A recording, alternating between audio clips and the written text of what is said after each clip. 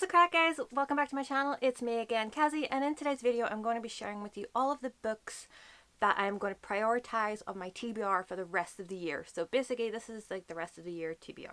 I got the idea from this video for Brittany the Bibliophile's channel. I loved that she did something like this. She did like her top 19 books for the rest of 2019. You know I like to babble, so if I did 19 books we would be here for a very long time. So I just prioritized them to the top 10 books that I want to read this year, basically. Since I've got like 6 months left, I am currently at book 39 of 52, so I can prioritize these books easily for the rest of the year. All of the books on my TBR are a priority because obviously I bought them, I want to read them, but sometimes they're just ones that I'm like, I need to get to this sometime this year. So I've picked 10 of them and let's just get talking. This is in no particular order because you know me, I don't do order. I just pick whatever and pile it up and just go with it. So the first book that I'm going to reach for is Gathering of Shadows by V.E. Schwab. This is the second book in the Shades of Magic trilogy. I read A Darker Shade of Magic last year. Really loved it, but I didn't continue on to Gathering of Shadows until this edition came out. These are the exclusive collector's editions and they are just so pretty. I personally do not like the UK paperback designs, so when these were coming out I was like, I am going to purchase those and read them that way. I thoroughly enjoyed A Darker Shade of Magic. I loved Lila. I loved Holland. They are just amazing characters. I cannot wait to see what else happens in this world. I'm very excited to read this one at some point. Next is one that I have seen since the day and hour I discovered BookTube, and that is The Final Empire by Brandon Sanderson, which is the first book in the Mistborn trilogy. I have been hearing nothing but amazing things by this. A lot of people have started reading it again this year for whatever reason. I adore Brandon Sanderson's writing from what I've encountered so far this year. I listened to the audiobook of Warbreaker in January, I think it was, and then I read Skyward, which is his YA book, in February, and I loved both of them. They were amazing, so I pretty much know that Final Empire is just going to be just as amazing and just as fantastic, and I cannot wait to get into it. It definitely seems like something that's right up my street. It's basically, what if the Dark Lord won, and there are these people called Mistborns who can use metals. There are different kind of things that other people can use, different metals that they can use, and then there are these Mistborns that can use all of them, and it seems like it's going to be a wild ride.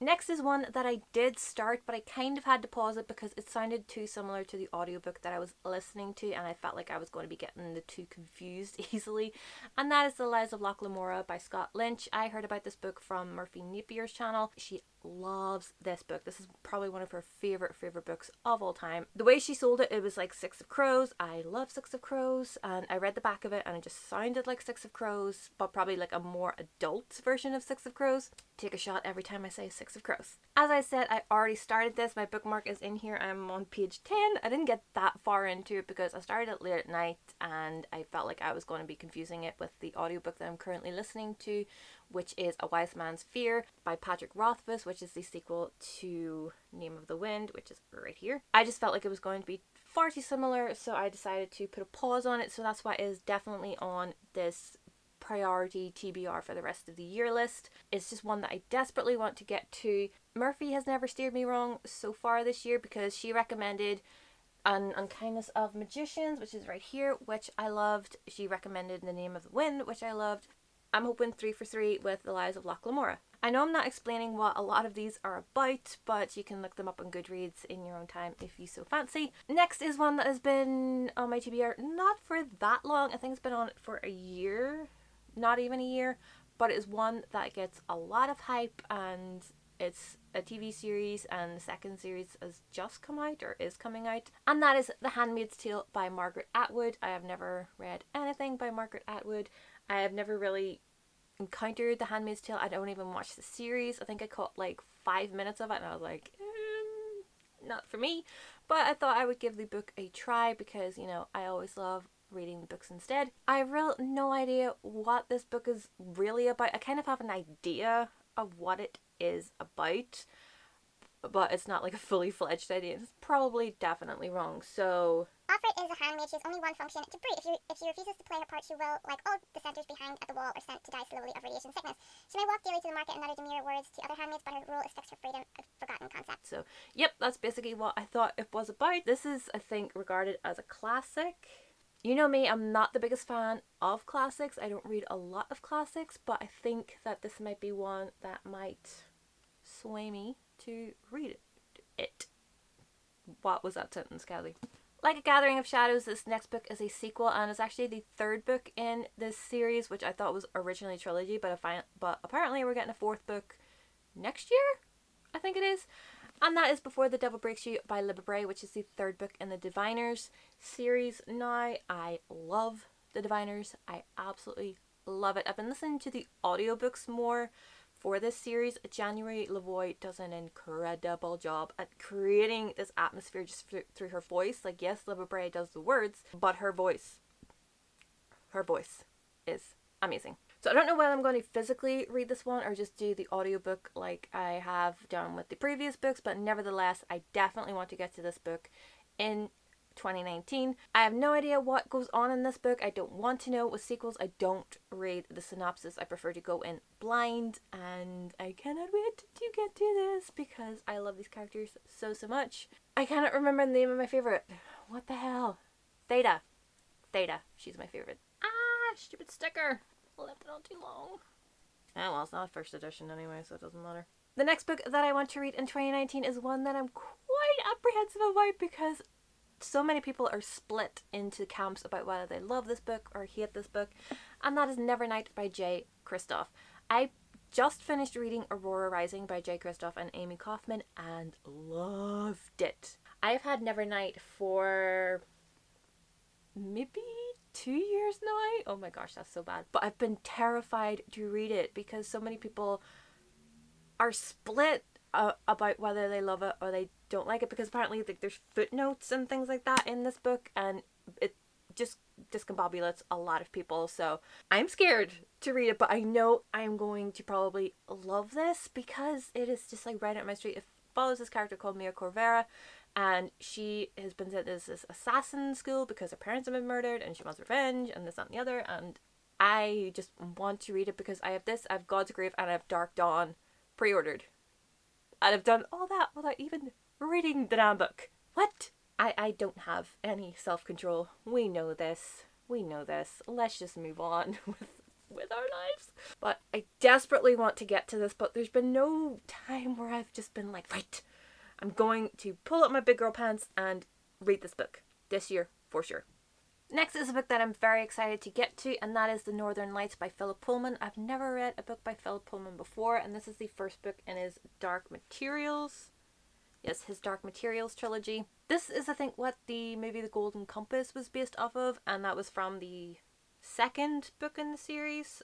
This is definitely the first because it says on the inside that this is the first book. Again, don't know a lot about this, or can't remember a lot about this, but I know it follows Lyra and her demon companion or something like that, and they live carefree among the scholars of Jordan College, Oxford. Her destiny would take her to the frozen lands of the Arctic, where witch clans reign and ice bears fight, and the extraordinary journey that awaits her will have immeasurable consequences far beyond her own world. Again, right up my street, right up my alley. Don't know why it takes me so long to get to all of these books. I just don't know. Well, I do know it's because I buy more books and then I just like prioritize those over these ones, and I'm like, oh yeah, I'll get to them soon, but I don't. I know that Emily over at Books with Emily Fox absolutely loves his Dark Materials trilogy, and usually what Emily loves, I tend to love, except for Children of Time by Adrian Tchaikovsky because, you know, spiders. Next is one that I put on my summer TBR 2 years ago, and it is still on my TBR, and I have the sequel to this because, you know, I'm a savage and no self-control.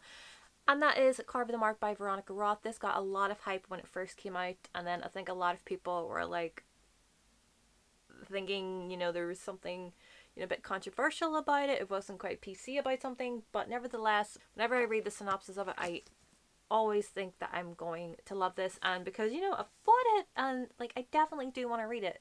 I can't remember exactly what it is about, but I definitely want to read it, and because just look at this cover and then the blue sprayed edges. The other one doesn't have sprayed edges, but it is signed by Veronica Roth. And that blabbering was Veronica Roth. I really should learn how to like enunciate better. The penultimate book that I want to read this year in 2019 is one that I have heard as well from the day and hour since I've discovered BookTube, and that is Throne of Glass by Sarah J Maas. There are times when I go between wanting to read Throne of Glass and not wanting to read Throne of Glass.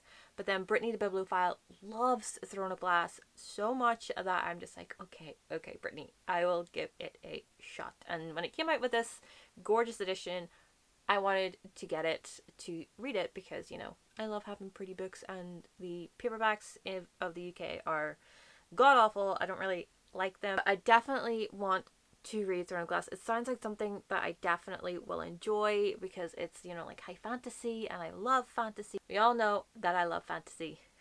Hence this pile of books. Not one of these is contemporary. This will fit right in, and I definitely do want to read it because I know it follows Selena Sardothian, and she's an assassin and just really kick-ass and all this, that, and the other, and there's eventually dragons because I saw in a Fairy Loot with Brittany that there is a print of Manon with Abraxas, I think his name is, who looks like a dragon. Definitely want to read this, and then who does not want to read a gorgeous edition like this? I'm having problems with having to read a gorgeous edition like this because I don't want to hurt it. And the last book on my list of books that I want to read in 2019 is probably going to be no surprise if you know what my setup looks like. So you can see that there's a big gaping hole right here. And if you know what book slides in here, you know what I'm going to show you. And that is Priory of the Orange Tree by Samantha Shannon. I've never read anything by Samantha Shannon before, but I was totally enthralled by the idea of this book because it is about dragons, it is about queendoms, it just sounds epic. I know that there are people, you know, in two different camps about whether they like it, whether they love it or not, but I definitely want to get into this at some point. It is going to be a beast to get through, but thankfully the pages are quite thick, so it's not like Bible pages. It's only like, what, 900 pages? Yeah, about 800, 900 pages. I can get to this year because at the time of filming, I'm about 15 books ahead of schedule on my Goodreads goal. So I can probably dedicate a whole month to this if I wanted to. And I don't want to keep it too long on my TBR because, you know, what's the point in like buying it? I'm calling myself out here. I'm calling myself out here on all of these because a lot of these have been on my bookshelves for a very long time, like pretty much since I started BookTube, really. Pretty much, I think the oldest one on this list that has been in my possession for the longest is Carve the Mark and probably Nevernight. Those have been the ones that have been here for the longest, probably since 2017, I want to say, if that is bad. Priory of the Orange Tree is one of the books that I definitely want to get to this year, or at least make a dent in it. So there you have it, guys. Those are all of the books that I really want to get to in the rest of the year. I have like 6 months to read these books. I think I can definitely do it. These are all calling to me, but I just never answer the call for whatever reason because, you know, I'm me. Let me know in the comments down below what books you have that you really want to get to in the rest of the year. Thank you guys so much for watching. Subscribe if you haven't already, and I will see you in my next video.